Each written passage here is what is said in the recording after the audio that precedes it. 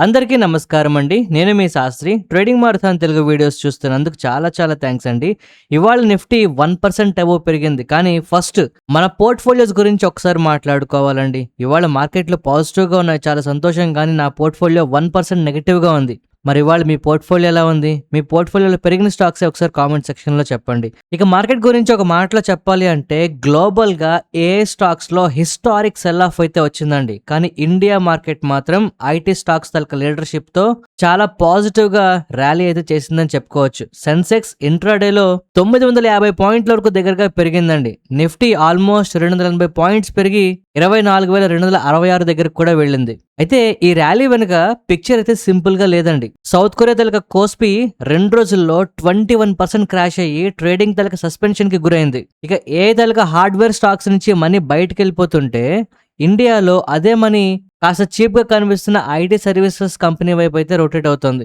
ఇన్ఫోసిస్ 3 రోజుల్లో 11% పెరిగితే Nifty IT సుమారు 8.5% గెయిన్ చేయడం మనం చాలా సీరియస్ గా తీసుకోవాల్సిన విషయం అండి. ఒకవైపు క్రూడ్ ఇవాళ 5% పడిపోయిందండి. కానీ మరోవైపు ఫ్రెష్ గా ఇరాన్ అటాక్స్ తో మళ్ళీ $86 వైపు అయితే పైకి వెళ్ళిపోయింది. అండ్ అన్నిటికన్నా ఇంపార్టెంట్ విషయం ఏంటి అంటే రష్యన్ ఆయిల్ కొనుగోలు చేస్తున్న ఇండియాపై 100% వరకు టారిఫ్లు విధించగలము అనే యుఎస్ శాంక్షన్ బిల్ ముందుకైతే వెళ్తుందండి. దీనివల్ల మన మార్కెట్లో మళ్ళీ ఫర్దర్ గా వాలటిలిటీ చూసినా ఆశ్చర్యపోవాల్సిన అవసరం లేదు. ఇవన్నీ ఓ పక్క అయితే మన ఇండియా తలక ఐఐపి 7.3% గ్రోత్ అయితే చూపించిందండి. ఎల్ఎన్టీ, నెట్వెబ్, డిసిఎం శ్రీరామ్ ఇలాంటి కంపెనీస్ తలక రిజల్ట్స్ లో స్ట్రాంగ్ క్యాపెక్స్ అలాగే ఇన్వెస్ట్మెంట్ సైకిల్స్ కనిపించడం జరిగింది. సో మార్కెట్ తలక ఇండెక్స్ లో ర్యాలీ అయితే కనిపిస్తుంది క్లియర్ గా. కానీ ప్రతి స్టాక్ లోని ర్యాలీ కనిపించట్లేదు. ప్రతి స్టాక్ లోని సిమిలర్ కైండ్ ఆఫ్ డైరెక్షన్ కూడా కనిపించట్లేదండి. అందుకే ఇప్పుడు మార్కెట్ లో ఉన్న ప్రతి విషయాన్ని కాస్త డీప్ గా టచ్ చేద్దామండి. మిస్ అవ్వకుండా చూడండి. ఇవాళ నేను చెప్పే విషయాలు మీకు నచ్చినా లేదు కరెక్ట్ అనిపించినా తప్పకుండా మన వీడియోకి లైక్ చేయండి, మన ఛానల్కి సబ్స్క్రైబ్ చేయండి. సో ఇవాళ ఫస్ట్ మనం గిఫ్ట్ నిఫ్టీ దగ్గర స్టార్ట్ చేయాలండి. 250 పాయింట్స్ వరకు పెరిగి గ్యాప్ అప్ అయితే మనకి సిగ్నల్ చేసింది. కానీ ఆల్మోస్ట్ అందరి దగ్గర ఉన్న క్వశ్చన్ ఒకటే, గిఫ్ట్ నిఫ్టీ 250 పాయింట్లు ఎందుకు పెరిగిపోయింది అని చెప్పి. ట్యూస్డే సెల్ ఆఫ్ తర్వాత ఏషియన్ మార్కెట్స్ లో ఎస్పెషల్లీ ఎర్లీ ట్రేడ్ లో రిబౌండ్ రావడం గానీ, యుఎస్ ఫెడరల్ రిజర్వ్ దగ్గర నుంచి డెసిషన్ పై ఆప్టిమిజం రావడం గానీ, ఫారెన్ ఇన్వెస్టర్స్ సెల్లింగ్ పాస్ చేయడం గానీ మన సెంటిమెంట్ ని ఇంప్రూవ్ చేశాయని చెప్పుకోవచ్చండి. ఈవెన్ ఎర్లీ మార్నింగ్ లో ఎంఎస్సిఐ ఏషియా పసిఫిక్స్ జపాన్ ఇండెక్స్ కూడా 0.8% రికవర్ అయింది. Japan Nikki, south Korea KOSPI కూడా కొంతవరకు ఇనిషియల్ గా పాజిటివ్ గానే కనిపించాయండి. కానీ కొరియా మాత్రం రికవరీ కంప్లీట్ గా ఇంట్రాడేలో నిలబడలేదు.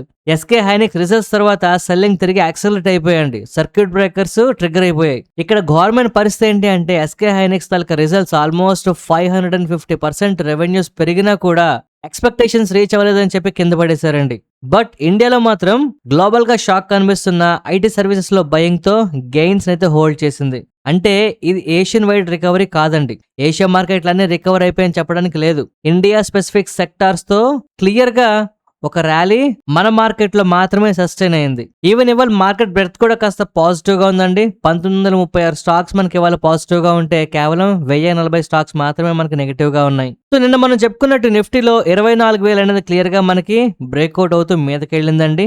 ఇది కాస్త పాజిటివ్ విషయమే అయినా ఇప్పుడు మనం గమనించాల్సిన మోస్ట్ ఇంపార్టెంట్ రెసిస్టెన్స్ లెవెల్ 24,500 అండి. సో ఇప్పుడు మార్కెట్లు కంప్లీట్ గా గమనిస్తున్న నెక్స్ట్ ఇంపార్టెంట్ విషయం ఏది అంటే యుఎస్ తలక ఫెడరల్ రిజర్వ్ రేట్స్ ని అన్చేంజ్డ్ గా ఉంచుతున్న ఎక్స్పెక్టేషన్స్ అయితే మార్కెట్ లో ఉన్నాయండి. కానీ ఈ రేట్ కట్ డెసిషన్ కంటే ఫెడ్ కామెంటరీ మనకి ఎక్కువ ఇంపార్టెంట్ గా మారబోతోంది. Inflation, crude oil, future rate path పై ఫెడ్ హాకిష్ గా మాట్లాడితే ప్రెసెంట్ ర్యాలీలో ఉన్న మన మార్కెట్లో కూడా మళ్ళీ నెగటివిటీ తిరిగి రావచ్చండి.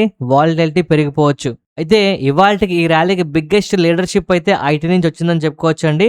బట్ గ్లోబల్ గా టెక్నాలజీ స్టాక్స్ వస్తున్న క్రాష్ మనం మాత్రం ఏమాత్రం మర్చిపోకూడదనే విషయాన్ని గుర్తుపెట్టుకోవాలి. అండ్ ఇక్కడ నేను మరొకసారి ఇంపార్టెంట్ విషయం చెప్తున్నానండి. ఏఐ హార్డ్వేర్ నుంచి ఇండియన్ ఐటీ సర్వీసెస్ కి మనీ రొటేషన్ అయితే జరుగుతోంది. వాల్ స్ట్రీట్ లో టెక్నాలజీ కంపెనీస్ నుంచి డబ్బులు అయితే బయటకు వచ్చేస్తున్నాయండి. S&P 500 ఈక్వల్ వెయిటేజ్ ఇండెక్స్ అయితే రికార్డ్ హైక్ చేరింది. కానీ నాస్డాక్ 100 మాత్రం టెక్నికల్ కరెక్షన్ అంచుకైతే వచ్చేసిందండి. సెమీకండక్టర్ స్టాక్స్ కు 2008 తర్వాత వర్స్ట్ మంత్ గా మారే పరిస్థితి ఇప్పుడు ఉన్నది. ఇదే సెమీ కండక్టర్ గ్రూప్ స్టాక్స్ అంతకు ముందు తన బెస్ట్ ఎవర్ క్వార్టర్ ని కంప్లీట్ చేయడం కాంట్రడిక్షన్ గా మనకు కంప్లీట్ చేస్తుందండి. బిజినెస్ లో గ్రోత్ ఉన్న స్టాక్స్ అయితే పడిపోతున్నాయి. ఎందుకంటే స్టాక్ ప్రైస్ ప్రెసెంట్ ప్రాఫిట్ ని కాదండి, ఫ్యూచర్ ఎక్స్పెక్టేషన్స్ ని డిస్కౌంట్ చేసేస్తున్నాయి. ప్రాబ్లం ఏంటి అంటే ఏ డిమాండ్ పూర్తిగా డిసప్పేర్ అయిపోయిందని చెప్పడం కాదు, వాల్యుయేషన్స్ మ్యాసివ్ క్యాపెక్స్ చేస్తున్నారండి. మరి ఆ క్యాపెక్స్ నుంచి ఫ్యూచర్లో రిటర్న్స్ వస్తాయా అంటే ఎవరికి కూడా ధైర్యం అయితే సరిపోవట్లేదు వస్తాయని చెప్పడానికి. మైక్రోసాఫ్ట్, మెటా, యాపిల్, అమెజాన్ ఈ అన్ని కంపెనీల దగ్గర రిజల్ట్స్ అయితే వస్తున్నాయండి. బట్ ఇన్వెస్టర్లు అందరూ అడుగుతున్న క్వశ్చన్ ఒకటే, ఏ ఇన్ఫ్రాస్ట్రక్చర్ పై ఇంత పెట్టుబడి పెట్టేస్తున్నారు, $100s of billion ఎంత త్వరగా ప్రాఫిట్లుగా మారుతాయి అని ఎవరైనా అడిగితే ఒక్కరి దగ్గర నుంచి కూడా ఒక్క సమాధానం కరెక్ట్గా ఉండట్లేదండి. సో ఈ ఫియర్ సౌత్ కొరియాలో మరీ ఫుల్ స్కేల్ క్రాష్గా మారిపోతుంది. మంగళవారం ఒక్కరోజే కోస్పి 11% పడిన తర్వాత వెడ్నెస్డే మరో 10%, అంటే ఇవాళ మరో 10% పడిపోయిందండి. 2 సెషన్స్లో కలిపి 20% పడింది. ఓవరాల్గా 40% వరకు మనకి కోస్పిలో క్రాష్ అయితే కనిపిస్తుంది. శాంసంగ్ ఎలక్ట్రానిక్స్ 8% పడిపోయింది. ఎస్కే హైనిక్స్ ఓవరాల్గా 15% పడిపోయింది. మీకు తెలుసా అండి, ఇంతకు ముందు బ్రాడర్ మార్కెట్ డేటా ప్రకారం ఏంటంటే కోస్పి, తైవాన్ ఈ రెండు కలిపి $2.4 trillion పైగా మార్కెట్ ని వాల్యూ అయితే కోల్పోయారండి. అయితే కోస్పిలో ఇంత దారుణంగా సెలాఫ్ గల కారణం ఏంటంటే శాంసంగ్, ఎస్కే హైనిక్స్ కలిపి మార్కెట్ ఇండెక్స్ లో దాదాపు 50% అబౌవ్ మనకి రిప్రజెంట్ చేస్తున్నాయట. సో ఏ ర్యాలీలో ఏవైతే పెరగడానికి దోహదపడ్డాయో ఇప్పుడు మార్కెట్లు పడిపోవడానికి కూడా అవే కారణం అయిపోతున్నాయి. అండ్ ఇక్కడ ఏ తాలూకా భయాలు పెరుగుతున్నాయండి, నెక్స్ట్ గ్రోత్ ఉంటుందా లేదా అనే భయాలు పెరుగుతున్నాయి. దాంతో పాటుగా ఎగ్జిస్టింగ్ తాలూకా కంపెనీస్ కి చైనా నుంచి కాంపిటీషన్ వస్తుంది. ఎందుకంటే చైనా తాలూకా అడ్వాన్స్డ్ చిప్ మ్యానుఫ్యాక్చరింగ్ లో ప్రోగ్రెస్ అనేది చాలా స్పీడ్గా ఉంటుందట. ఫ్యూచర్ కాంపిటీషన్ పై ఫియర్స్ అయితే పెంచేస్తుంది మార్కెట్లో. And single stock leverage ETFs ని సెల్లింగ్ ని మరింత యాంప్లిఫై చేసేయండి. సౌత్ కొరియా తాలూకా మేనేజ్మెంట్ వాళ్ళు కూడా క్లియర్ గా సారీ చెప్తున్నారు అందరికీ. సౌత్ కొరియా తాలూకా ఫినాన్స్ మినిస్టర్ అవ్వచ్చు, ఫినాన్షియల్ రెగ్యులేటర్స్ అవ్వచ్చు, ఇలాంటి ETFల్ని రిటైల్ ఇన్వెస్టర్లకి అమ్మడాన్ని తప్పుగా భావించి ఇప్పుడు సారీ కూడా చెప్తున్నారు. ఇక ఏ ఎకోసిస్టమ్ లో కొన్ని కంపెనీస్ కావాలనే ఫండింగ్ ని, ఇన్ఫ్రాస్ట్రక్చర్ తాలూకా కమిట్మెంట్స్ ని సర్క్యులర్ అరేంజ్మెంట్స్ కోసం చేసుకుంటున్నారు అని చెప్పి మనకి డౌట్స్ కూడా అరైజ్ అయిపోతున్నాయండి. ఎన్విడియా ఇప్పటికే చాలా సార్లు అలాగా చేసి చూపించింది కూడా. అనుమానాలు అయితే అంతా ఉన్నాయి కానీ ఎక్కడ కూడా ఇంకా దాని గురించి పెద్దగా చర్చలు జరగట్లేదు. ఇవన్నీ ఫ్యూచర్ లో ఏ తాలూకా ఫాల్ కి మరింత కారణం అవ్వచ్చు. ప్రస్తుతానికైతే ఎక్స్పెన్సివ్ ఏ ఇన్ఫ్రాస్ట్రక్చర్, సెమీ కండక్టర్ స్టాక్స్ దగ్గర నుంచి వాటి ఫ్యూచర్ గ్రోత్ మీద ఉన్న భయాలు మొత్తానికి మార్కెట్లు అయితే పడగొట్టేస్తున్నాయండి. ఇక్కడ చాలా మంది క్లియర్ గా చెప్తున్నది ఏంటి అంటే ఇది యాంటీ ఏఐ ట్రేడ్ కింద అయితే డిస్క్రైబ్ చేస్తున్నారండి. ఏఐకి ఎగనెస్ట్ కాదు. ఏఐ తాలూకా చిప్స్ బిల్డ్ చేసే కంపెనీస్ దగ్గర నుంచి ఎంటర్ప్రైజెస్ వరకు ఏఐని ఇంప్లిమెంట్ చేసే సర్వీసెస్ కంపెనీస్ వైపు మనీ నెమ్మదిగా మూవ్ అయిపోతుంది. ఇక్కడ లాంగ్ టర్మ్ లో మనకు ఉండాల్సిన మెయిన్ క్వశ్చన్ ఏంటి అంటే ఏ తాలూకా ఇంప్లిమెంటేషన్ కాంట్రాక్ట్స్ నుంచి వచ్చే growth traditional man power linked business లో వచ్చే మార్జిన్ ప్రెజర్ ని బీట్ చేయగలదా అనేది మనం అర్థం చేసుకోవాలండి. ఎందుకంటే హ్యాపీయెస్ట్ మైండ్ CEO కూడా ట్రెడిషనల్ గా కాన్స్టెంట్ కరెన్సీ మెట్రిక్ ఒక్కటే కాదు, ఫ్యూచర్ ఐటీ గ్రోత్ ని ఎక్స్ప్లెయిన్ చేయలేదని చెప్పి మాట్లాడుతున్నారు. గ్రోత్ అనేది డాలర్స్ లో మాత్రమే కాదు, India, south east Asia, middle east నుంచి కూడా వస్తుంది. ఎంటర్ప్రైజెస్ టెక్నాలజీ బడ్జెట్ ని కట్ చేయడం లేదు అని చెప్పి మాట్లాడుతున్నారు. అయితే ఓవరాల్ గా ఈ ఐటీ కంపెనీస్ లేదు అంటే ఏ కంపెనీస్ కాస్త అటు ఇటుగా ఉన్నా ఒక కంపెనీ మాత్రం చాలా స్పీడ్ గా పెరుగుతుందండి. అదే నెట్వర్క్ టెక్నాలజీస్. ఇదొక ఏ స్టోరీ కాదు, ఏ రెవెన్యూ లాగా కనిపిస్తుందండి. నెట్వర్క్ టెక్నాలజీస్ తాలూకా Q1 ప్రాఫిట్ 30.4 crores నుంచి 85 crores అయితే పెరిగింది. రెవెన్యూ 300 కోట్ల నుంచి 819 కోట్లకైతే పెరిగిందండి. ఏ సిస్టమ్ సెగ్మెంట్ అయితే 510 కోట్ల రెవెన్యూని తెచ్చింది. ఇది టోటల్ రెవెన్యూలో 62%. ఇయర్ గ్రోత్ అయితే 484% అయితే కనబడిందండి. జూన్ చివరికి ఆర్డర్ బుక్ అయితే ఇంకా స్టిల్ 2,500 కోట్లకైతే కనిపిస్తుంది. సో హై పర్ఫార్మెన్స్ కంప్యూటింగ్ అలాగే ప్రైవేట్ క్లౌడ్ వెర్టికల్స్ కూడా రెవెన్యూస్ బ్రెడ్త్ ని చాలా బాగా సపోర్ట్ చేస్తున్నాయట. మేనేజ్మెంట్ వాళ్ళ ప్రకారం sovereign AI, India AI mission, GPU compute, indigenous foundation models, national super computing mission ఇలాంటి వాటి ద్వారా మల్టీ ఇయర్ ఆపర్చునిటీని క్రియేట్ చేస్తానని చెప్పి వీళ్ళు మాట్లాడుతున్నారండి. సో మేనేజ్మెంట్ వాళ్ళు దీన్ని ఒక క్వార్టర్ డిమాండ్ గా కాకుండా ఇండియాలో బిల్డ్ అండ్ డిజైన్ అప్రోచ్ కు స్ట్రక్చర్ గా షిఫ్ట్ చూస్తోంది అని చెప్పి మాట్లాడుతున్నారు. ఎందుకంటే గ్లోబల్ గా ఏఐ తాలూకా స్టాక్స్ లో వాల్యుయేషన్ ఫీర్ అయితే ఉందండి, కానీ నెట్వర్క్ రిజల్ట్స్ లో మాత్రం ఏఐ కంట్రిబ్యూషన్ చాలా యాక్చువల్ గా రెవెన్యూస్ కనిపిస్తుంది. అందువల్లే స్టాక్ అయితే పడట్లేదు. సో ఫ్యూచర్లో గ్లోబల్గా ఉన్న ఏ మార్కెట్లో ఉన్న స్టాక్స్ లాగే మన మార్కెట్లో ఉన్న ఏ కంపెనీస్ తాలూకా రెవెన్యూస్ ఏ విధంగా పెరుగుతాయి, ఎంత స్పీడ్తో పెరుగుతాయి, గ్రోత్ సస్టైన్ అవుతుందా, ఇలాంటివన్నీ కూడా మనం ఖచ్చితంగా ఫాలోఅప్ చేసుకోవాల్సిందే. ఇక నెక్స్ట్ మనం మాట్లాడుకునే టాపిక్ ఏది అంటే జూన్ తాలూకా ఐఐపి అండి. 7.3% అయితే గ్రోత్ నమోదు చేసింది. మే తాలూకా ఓవరాల్ గ్రోత్ 5% అండి. కానీ కంప్లీట్ 7.3% ని ఫ్రెష్ గా యాక్సలరేషన్ కింద అయితే మనం చూడకూడదు. జూన్ 2025లో ఇండెక్స్ లోవర్ బేస్ లో ఉండడం వల్ల హెడ్లైన్ గ్రోత్ అయితే ఇన్ఫ్లేట్ చేసిందండి. అయితే నంబర్స్ లో జెన్యూన్ పాజిటివ్నెస్ కూడా కనిపిస్తుంది. ఎందుకంటే మ్యానుఫ్యాక్చరింగ్ 7.8% పెరిగిందండి. ఎలక్ట్రిసిటీ జనరేషన్ 11.4% పెరిగింది. క్యాపిటల్ గూడ్స్ తలక ప్రొడక్షన్ 14.2% పెరగడం, ఇన్ఫ్రాస్ట్రక్చర్ కానీ కన్స్ట్రక్షన్ గూడ్స్ కానీ 7.5% గ్రోత్ అయితే నమోదు చేశాయి. క్యాపిటల్ గూడ్స్కి ఫేవరబుల్గా బేస్ లేకపోయినా డబుల్ డిజిట్ గ్రోత్ రావడం అనేది ఇన్వెస్ట్మెంట్ సైకిల్ స్ట్రాంగ్గా ఉందనే సిగ్నల్కి మన మార్కెట్లో పాజిటివ్గా రియాక్ట్ అవుతున్నాయి. ఇక ఇప్పుడు అసలైన విషయాలు మాట్లాడాలండి. క్రూడ్ అయితే ఇవాళ 5% పడిందండి. కానీ వెంటనే కొన్ని గంటల్లోనే పెరిగిపోయింది. కారణం తెలుసా అండి మీకు? జనరల్గా ఇవాళ మన మార్కెట్లో ఎందుకు పెరిగాయి అంటే చాలా మంది క్రూడ్ తగ్గింది అని చెప్తారండి. కరెక్టే, కానీ మళ్ళీ క్రూడ్ పెరిగిపోయింది. యాక్చువల్గా నిన్న మనకి బ్రెంట్ క్రూడ్ అనేది 5.2% తగ్గి $83 దగ్గరగా వచ్చిందండి. యుఎస్ ఇరాన్ టాక్స్ మీద ఆప్టిమిషన్ రావడం కానీ, లేదు అంటే హొర్ముజ్ సెటిల్మెంట్ హోప్ కారణంగా జియోపాలిటిక్స్ ప్రీమియం కాస్త తగ్గింది. కానీ ఫ్రెష్గా ఇరానియన్ మిసైల్స్ అండ్ వాటి తాలూకా యాక్టివిటీలని కంప్లీట్గా యూఎస్ ఇంటర్సెప్ట్ చేసినట్టయితే రిపోర్ట్ వచ్చిందండి. దీంతో బ్రెంట్ మళ్ళీ $86.80 అయితే పెరిగిపోయింది. అంటే మనం అర్థం చేసుకోవచ్చు మార్కెట్ ఎంత ఫ్రాజైల్గా ఉందో ఈ విషయంలో.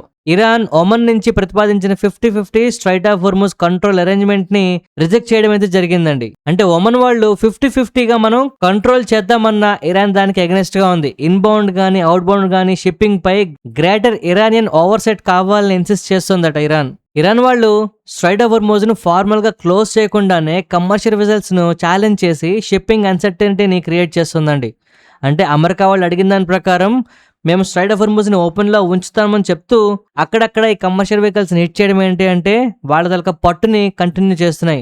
దీంతో ఇన్సూరెన్స్ ప్రీమియంస్ పెరిగిపోతున్నాయి, ఫ్లైట్ తలక రేట్స్ ముందుగానే పెరిగిపోతున్నాయి. అంటే యాక్చువల్గా పూర్తిగా సప్లై ఆగకపోయినా అన్సర్టెనిటీ ఇట్ సెల్ఫ్ మనకి ఒక ఎకనామిక్ వెపన్ గా పనిచేస్తుంది ఇక్కడ. అండ్ ఈ టైంలో నెతన్యాహు ట్రంప్ కి ఫ్రెష్ గా ఇంటెలిజెన్స్ ఇచ్చినట్టు న్యూస్ అయితే వచ్చిందండి. దీని ప్రకారం ఏంటంటే ఇరాన్ వాళ్ళు వాళ్ళ తలక ఫెసిలిటీస్ ని రీబిల్డ్ చేస్తున్నారట. దీనిపైన మరో అటాక్ అయితే ఖచ్చితంగా చేయాలి అని చెప్పినట్లు మనకి న్యూస్ అయితే వస్తుంది. ఇజ్రాయెల్ ఏమో ఓ పక్క మరో స్ట్రైక్ గురించి మాట్లాడుతుంటే ట్రంప్ దగ్గర నుంచి నెగోషియేషన్స్ మరొక రౌండ్ జరుగుతున్నలాగా న్యూస్ వస్తుంది.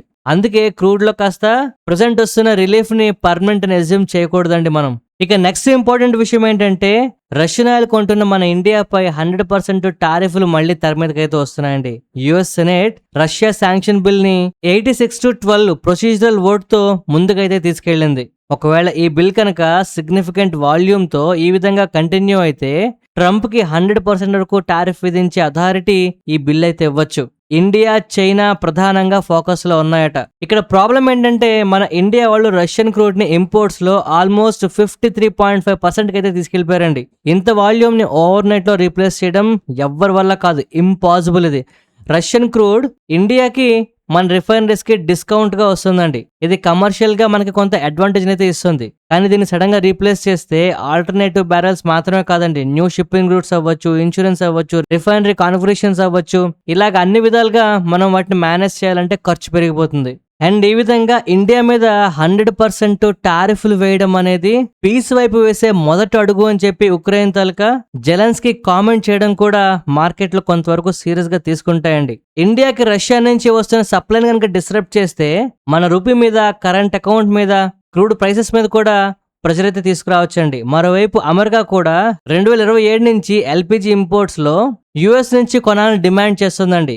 యుఎస్ తలకి ఎనర్జీ పర్చేసెస్ ని $10 బిలియన్ నుంచి $25 బిలియన్ పెంచడం నెగోషియేషన్ గా మార్చడానికి ఇది ఉపయోగపడచ్చు. సో చూద్దాం ఈ ప్లాన్ వీళ్ళు ఎంత సక్సెస్ఫుల్ గా మన వాళ్ళు అధిగమిస్తారో, లేదు అంటే వాళ్ళ కుర్చీలో పడతారనేది మనం చాలా జాగ్రత్తగా పరిశీలించాలండి ఇక మీదట. ఇక నెక్స్ట్ ఆగస్టు 3వ తారీఖు నుంచి మన మార్కెట్లు క్లోజ్ అయ్యే ప్రాసెస్ అయితే మారిపోతుందండి. ఇది చాలా చాలా ప్రాక్టికల్ అప్డేట్ అండి. ఆగస్టు 3, 2026 నుంచి క్లోజింగ్ ఆప్షన్ సెషన్ అయితే మనకి ప్రారంభమవుతుంది. FNOలో అవైలబుల్ స్టాక్స్ రెగ్యులర్ ట్రేడింగ్ అయితే 3:15 PM కి కంప్లీట్ అయిపోతుంది.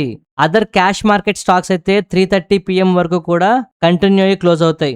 ఇండెక్స్ అలాగే స్టాక్ ఎఫ్ఎన్ఓ కాంట్రాక్ట్స్ అయితే 3:40 PM వరకు కూడా ట్రేడ్ అయ్యి క్లోజ్ అవుతాయండి. మార్కెట్ ఓపెనింగ్ టైంలో చేంజ్ లేదు, కానీ MIS auto square off timings కూడా మనకి ఫర్దర్ గా మారుతున్నాయి. So closing auction session CAS అంటారండి. ఏ స్టాక్స్ కి అయితే సిఏఎస్ వర్తించబడుతుందో వాటికి 3:10 PM ని కన్సిడర్ చేస్తున్నారు. నాన్ సిఏఎస్ ఈక్విటీ స్టాక్స్కి అయితే 3:20 PM అయితే కన్సిడర్ చేస్తున్నారు. ఇండెక్స్ అలాగే స్టాక్ ఎఫ్ఎన్ఓస్కి 3:25 PM అయితే కన్సిడర్ చేస్తున్నారండి. సో ఇంతవరకు క్లోజింగ్ ప్రైస్ ఏంటి అంటే కంటిన్యూస్ సెషన్ వీవ్యాప్ పై మాత్రమే కాకుండా క్లోజింగ్ ఆప్షన్ లో యాక్చువల్ డిమాండ్ సప్లైతో డిటర్మైన్ అవుతుందట ఇక మీదట. దీనివల్ల ఏంటి అంటే ఇండెక్స్ ఫండ్స్ తలక ట్రాకింగ్ ఎర్రర్ అవ్వచ్చు, ఇన్స్టిట్యూషనల్ ఎగ్జిక్యూషన్ అవ్వచ్చు, వాటి తలక impacts, closing pricing manipulation risk ఇలాంటివన్నీ కూడా తగ్గుతాయని చెప్పి వీళ్ళు మాట్లాడుతున్నారండి. సో ఇప్పుడు ఇంట్రాడే ట్రేడింగ్ చేసేవాళ్ళు కానీ లేదు అంటే స్క్వేర్ ఆఫ్ టైమింగ్స్ ఎవరైతే యూజ్ చేస్తుంటారో వాళ్ళు ముందే అప్డేట్ చేసుకోవాలండి ఆగస్ట్ 3కి ముందే. దీన్ని ఒకసారి మీరు జాగ్రత్తగా పరిశీలించాలి కూడా. సో ఇప్పుడు మనం మార్కెట్ లో ఉండే మోస్ట్ ఇంపార్టెంట్ స్టాక్ అప్డేట్స్ గురించి మాట్లాడుకుందామండి. ఫస్ట్ పారాదీప్ ఫాస్ఫేట్స్ ఇవాళ 12% అబోవ్ పెరిగి మనకి చాలా హై వాల్యూమ్స్ తో క్లోజ్ అయిందండి. అండ్ గడిచిన 5 సంవత్సరాల్లోనే one of the biggest volumes నమోదు చేసింది. బోర్డ్ ఆఫ్ డైరెక్టర్స్ 250 కోట్ల క్యాపెక్స్ ప్లాన్స్ కి అయితే అప్రూవల్ ఇచ్చారండి. దీంట్లో భాగంగా 15,000 million tons per annum aluminium fluoride manufacturing plant ని అయితే వీళ్ళు స్టార్ట్ చేయబోతున్నారు. ఈ కంపెనీ దగ్గర రీసెంట్ క్వార్టర్ లో నెట్ ప్రాఫిట్స్ 53% పెరగడం జరిగిందండి. రెవెన్యూస్ కూడా 62% పెరగడం జరిగింది. మొత్తానికి ఏంటంటే ఈ పర్టికులర్ స్టాక్ లో మంచి బేస్ కూడా ఫామ్ అవుతుందండి. మీరు డైలీ చార్ట్ ఓపెన్ చేసి చూస్తే మీరు కూడా అంటారు అవునని. నెక్స్ట్ మనం తాన్లా ప్లాట్ఫామ్స్ గురించి మాట్లాడుకోవాలండి. రీసెంట్ గానే తాన్లా గురించి మాట్లాడుకున్నాం, ఇది చాలా మంచి బేస్ ఫామ్ చేస్తోంది అని చెప్పి. అండ్ ఇప్పుడు వీళ్ళకి ఒక ఇంపార్టెంట్ న్యూస్ కూడా వచ్చిందండి. Board of directors value first middle east FZC అని ఒక కంపెనీని అక్విజిషన్ చేయడానికి అయితే అప్రూవల్ ఇచ్చారు. దగ్గరగా 150 కోట్ల అక్విజిషన్ అండి. దీనివల్ల వీళ్ళ దళక international communication platforms as services expand అయితే అవ్వబోతోంది. ఇది కంపెనీకి కాస్త పాజిటివ్ విషయం అండి. ఒకసారి మీరు డైలీ చార్ట్ ఓపెన్ చేసి చూస్తే ముందు చెప్పుకున్న పారాదీప్ అవ్వచ్చు, ఇప్పుడు మనం మాట్లాడుకున్న తాన్లా అవ్వచ్చు, సిమిలర్ కైండ్ ఆఫ్ సినారియోస్ చూపిస్తున్నాయండి. నెక్స్ట్ మనం ఆర్వీఎన్ఎల్ గురించి మాట్లాడుకోవాలండి. దగ్గరగా 350 కోట్ల వర్త్ ఆఫ్ ఆర్డర్లు ఈస్ట్ సెంట్రల్ రైల్వే దగ్గర నుంచి రావడం జరిగింది. దీంట్లో భాగంగా 41 km స్ట్రెచ్ ని డబుల్ చేయాలట. ఇందులో భాగంగా earth work, bridges, station buildings, platforms ఇలాగా రైల్వే ఇన్ఫ్రాస్ట్రక్చర్ కి సంబంధించి రిలేటెడ్ వర్క్స్ అన్ని కూడా వీళ్ళు కంప్లీట్ చేయాల్సి ఉంటుంది. ఇది కంపెనీ కాస్త పాజిటివ్ విషయం. నెక్స్ట్ మనం ఓరియానా పవర్ గురించి మాట్లాడుకోవాలండి. దీని గురించి చాలా మంది అడుగుతున్నారు. ఒక విషయం చెప్తాను చూడండి, ఈ కంపెనీని నేను హోల్డ్ చేస్తున్నానండి. ఒక్క స్టాక్ కూడా ఇంతవరకు సెల్ చేయలేదు. ఫర్దర్ గా ఇంత వారం సెల్ చేసే ఉద్దేశం కూడా నాకు లేదు. ఓవరాల్ గా కంపెనీ దళక బిజినెస్ లో నాకైతే ఎటువంటి ప్రాబ్లం కనిపించట్లేదు. అయితే కంపెనీ ఇచ్చిన గైడెన్స్ ని కొంతవరకు తగ్గించిందండి. ఇది కాస్త నెగటివ్ విషయం. ఈ నెగటివ్ దానికి ఇంపాక్ట్ అనేది మనం కాస్త భరించక తప్పదు. లాస్ట్ టైం రిజల్ట్స్ వచ్చినప్పుడు కూడా ఇదే చెప్పాను. ఫర్దర్ గా కంపెనీ ప్రైస్ లో కొంతవరకు కరెక్షన్ వస్తుంది. ఎందుకంటే కంపెనీ 100% స్పీడ్ తో పెరుగుతాం అనే వాళ్ళు ఇప్పుడు సడన్ గా 50% స్పీడే వస్తుంది అని చెప్పడం జరిగింది. సో దీని వల్ల ఏమవుతుంది, ఖచ్చితంగా కొంత ఇంపాక్ట్ అనేది మనం చూస్తామండి. దాని తాలూకు ఎఫెక్ట్ ఇప్పుడు స్టాక్ ప్రైస్ లో మనం చూస్తున్నాం తప్పితే బిజినెస్ అయితే కంటిన్యూస్ గా గ్రోత్ అవుతోంది. నెక్స్ట్ మనం జమ్మూ అండ్ కాశ్మీర్ బ్యాంక్ గురించి మాట్లాడుకోవాలండి. రీసెంట్ టైమ్స్ లోనే చాలా పెరిగి అందరి దృష్టిని ఆకర్షిస్తున్న ఈ స్టాక్ ఒక్కసారిగా ఇవాళ 12% అబోవ్ కింద పడిపోయిందండి. కారణం ఏంటంటే వీళ్ళ నెట్ ప్రాఫిట్స్ 12.5% ఇయర్ డిక్లైన్ అవడం జరిగింది. ప్రొవిజన్స్ ఎక్కువైపోయాట, కంటింజెన్సీస్ కూడా పెరిగాయట. బట్ రెవెన్యూస్ మాత్రం 8.5% పెరగడం కొంతవరకు పాజిటివ్ విషయం అండి. సో ఈ దెబ్బకి ఈ స్టాక్ లో కొంత కరెక్షన్ అయితే మనం చూస్తామండి. కానీ వచ్చే కరెక్షన్ ఖచ్చితంగా అవకాశం ఇస్తుందనే ఫీలింగ్ నాకైతే కనిపిస్తుంది. ట్రాక్ చేద్దాం. నెక్స్ట్ మనం ఎరిస్ లైఫ్ సైన్సెస్ గురించి మాట్లాడుకోవాలండి. వీళ్ళ దళక రీసెంట్ నెట్ ప్రాఫిట్ 20% ఇయర్ పెరగడం జరిగిందండి. రెవెన్యూస్ కూడా 12.9% వరకు పెరగడం జరిగింది. అండ్ ఈ కంపెనీ రీసెంట్ టైమ్స్ లో వాళ్ళ దళక అప్పులను కూడా కంటిన్యూస్ గా తగ్గించుకుంటూ వస్తుందండి. అప్పులు తగ్గించుకోవడం పెద్ద సమస్య ఏం కాదు, కానీ దీనివల్ల ఫర్దర్ గా వీళ్ళ దళక ప్రాఫిట్లు పెరిగే అవకాశం కనిపిస్తుందండి. దీన్ని మనం జాగ్రత్తగా ట్రాక్ చేయాలి. నెక్స్ట్ మనం క్రాఫ్ట్స్మెన్ ఆటోమేషన్ గురించి మాట్లాడుకోవాలండి. వీళ్ళ దళక నెట్ ప్రాఫిట్స్ 116% ఇయర్ పెరగడం జరిగింది. రెవెన్యూస్ కూడా 37% పెరగడం జరిగిందండి. ఓవరాల్ గా ఈ స్టాక్ 5-year హైన్ అయితే టచ్ చేయడం జరిగింది ఇవాళ.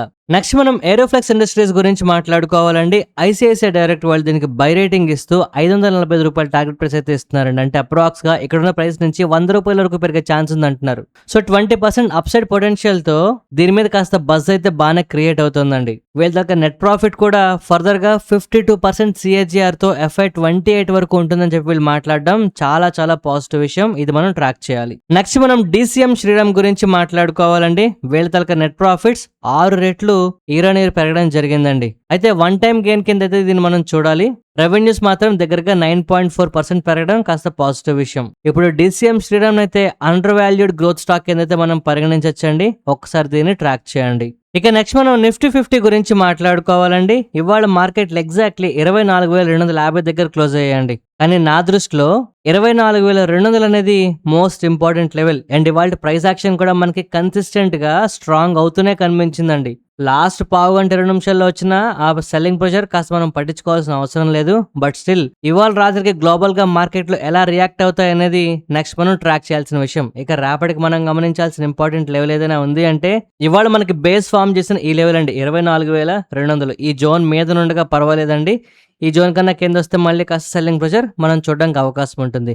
ఈ వీడియో నచ్చితే తప్పకుండా లైక్ చేయండి. మీ ఫ్రెండ్స్ కొలీగ్స్ అందరికీ షేర్ చేసి మన వీడియోస్ని మరింత మందికి చేరువయ్యేలాగా హెల్ప్ చేయండి. ఈ హెల్ప్ చేస్తారని ఆశిస్తూ మరొక మంచి వీడియోతో కలుద్దామండి. ధన్యవాదాలు.